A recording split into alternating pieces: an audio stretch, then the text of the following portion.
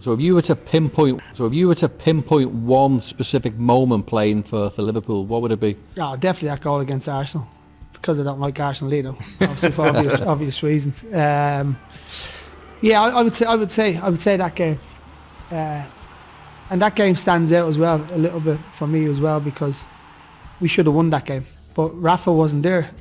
He was sick, so he was doing it from home. I scored that goal, and then I think that's one where I got taken off in the last 50 minutes where they were down to 10 men, and I think the game was 1-1. I think there was an opportunity there for us to go and win that game. So is that why you played? Because he wasn't there. Not a coincidence. I scored one of the best goals for Liverpool, half volley from 20 yards. They were getting ripped off with 10 men.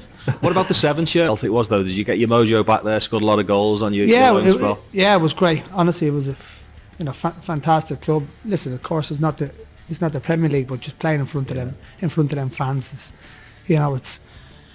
it's very hard to describe. Liverpool and Celtic fans are very, very similar in terms of the atmosphere and the noise in the games. And it was really great experience for me. I actually really enjoyed it. I know I was there for a few months, and then I went back to it. I think it was LA then after that. But it was just have the opportunity to play for Celtic was great. Really good people there.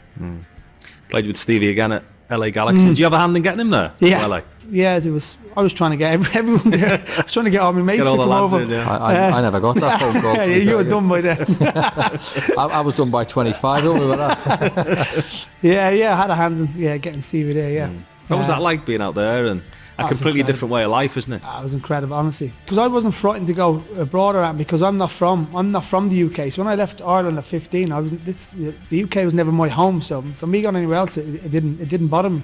But the reason why I went to LA was because it was Bex, when he came to train was at Tottenham for a few months on the off season. I mean, we became close, and he said, "Would you be interested in going to LA at some stage?" I was like, yeah. Well, I wasn't thinking.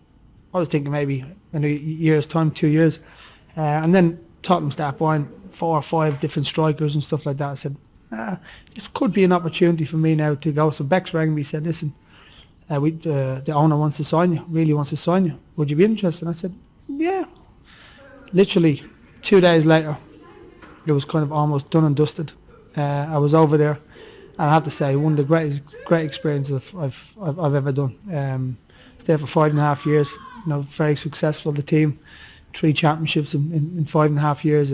But as I said, just the lifestyle completely different from here. I remember, even with the fans, because for them it's a day out now. It's getting really, really passionate, and see all the crowds now. It's full houses in most games. But in England, you're losing the game, the fans are on your case and battering you. So we played at home, I think, against Seattle, if I remember, and we lost 3-0. And you have to walk behind the goal, and the fan there, and you're like that, "Hey Robbie, great job, man, great job." And I'm like that, "Great job." So I'm arguing with him instead of the other way around. In English, you're like that. You're trying to run off as soon as possible, but just a different way of life. And the lifestyle, as I said, my son was born there. My youngest son Hudson was born there. We absolutely loved it as a family.